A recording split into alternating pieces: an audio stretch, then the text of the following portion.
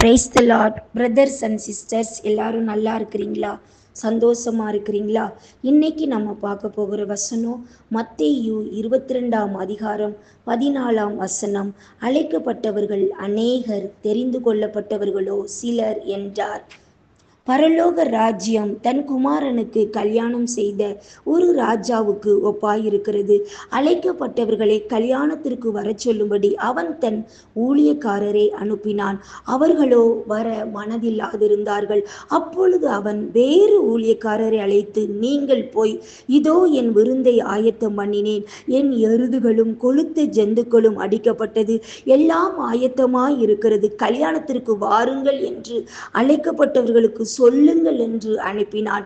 அழைக்கப்பட்டவர்களோ அதை அசட்டை பண்ணி ஒருவன் தன் வயலுக்கும் ஒருவன் தன் வியாபாரத்துக்கும் போய்விட்டார்கள்.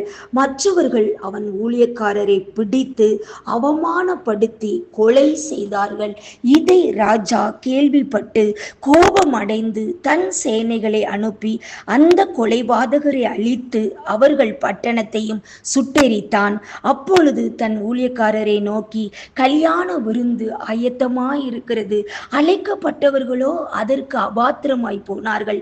ஆகையால் நீங்கள் வழிச்சந்திகளிலே போய் காணப்படுகிற யாவரையும் கல்யாணத்திற்கு அழைத்து கொண்டு வாருங்கள் என்றான். அந்த ஊழியக்காரர் புறப்பட்டு வழிகளிலே போய் தாங்கள் கண்ட நல்லார் பொல்லார் யாவரையும் கூட்டிக் கொண்டு வந்தார்கள்.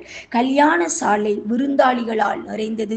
விருந்தாளிகளை பார்க்கும்படி ராஜா உள்ளே பிரவேசித்த போது கல்யாண வஸ்திரம் தரித்திராத ஒரு மனுஷன் அங்கே கண்டு, சிநேகிதனே, நீ கல்யாண வஸ்திரம் இல்லாதவனாய் இங்கே எப்படி வந்தாய் என்று கேட்டான். அதற்கு அவன் பேசாமல் இருந்தான்.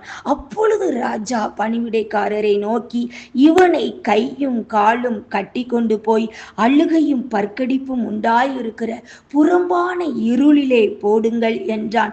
எனக்கு பிரியமானவர்களே, கர்த்தர் உங்களை அழைத்திருக்கிறார். அந்த அழைப்பை மறந்து நீங்கள் என்ன செய்து கொண்டிருக்கிறீர்கள்?